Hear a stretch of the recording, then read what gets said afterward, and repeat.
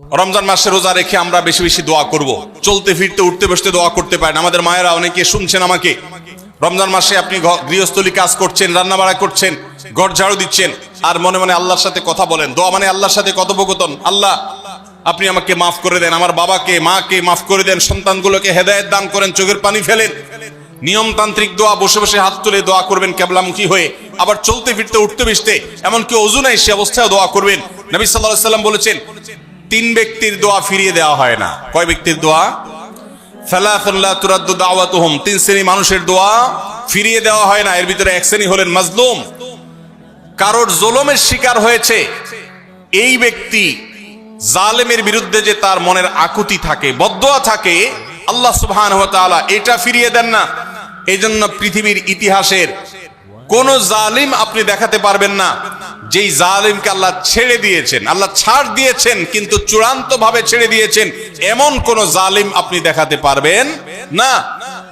এইজন্য ভাই, কখনো কোন অবস্থাতে কারো প্রতি আমরা জুলুম করব না। আল্লাহ আমাদেরকে সেটা মানার তৌফিক দান করুন। তাহলে তিন ব্যক্তির দোয়া কবুল হয়, ফেরত দেওয়া হয় না। তার ভিতরে একজন হলো মাজলুম, যার প্রতি আপনি জুলুম করেছেন, সে আপনার বিরুদ্ধে যে বদদোয়া করে, এটা লাগবেই লাগবে, আজ হোক আর 2 দিন পরে হোক। নাম্বার 2, মুসাফির, যে ব্যক্তি সফরে আছে, সফররত অবস্থায় সে যদি দোয়া করে, সে দোয়া আল্লাহ তাআলা কবুল করেন। 3 নম্বর হলো রোজাদার ব্যক্তি, as-সাইম হাত্তা ইফতির, রোজাদার ব্যক্তি সারাদিন ভর রোজা করলে, ইফতার রাগ পর্যন্ত সারাদিন দোয়া করলে ইফতার রাগ পর্যন্ত তার দোয়া কবুল হয়। এই জন্য রোজা রেখে আমরা বেশি বেশি আল্লাহর কাছে দোয়া করবো ইনশাআল্লাহ। চলতে ফিরতে উঠতে বসতে মনে মনে আল্লাহর সাথে কথা বললেন, চাওয়া তাওয়াকে পেশ করলেন, বাস এটাই হলো দোয়া। এটা হলো আমাদের রমজান মাসের 11 নম্বর আমল, বেশি বেশি দোয়া করা। 12 নম্বর আমল হলো মিথ্যা এবং কাজ পরিহার করা। রমজানের সকল পাপাচার তো পরিহার করবই, বিশেষভাবে মিথ্যা কথা মিথ্যা কাজ পরিহার করা। কারণ নবীজি সাল্লাল্লাহু আলাইহি ওয়াসাল্লাম এর জন্য আলাদা নির্দেশ করেছেন। তিনি বলেছেন, মাল্লাম ইয়াদা কাওলা যুরি ওয়াল আমালা বিহি ফালাইসা লিল্লাহি হাজা আন ইয়াদা তাআমাহু ওয়া শারাবা।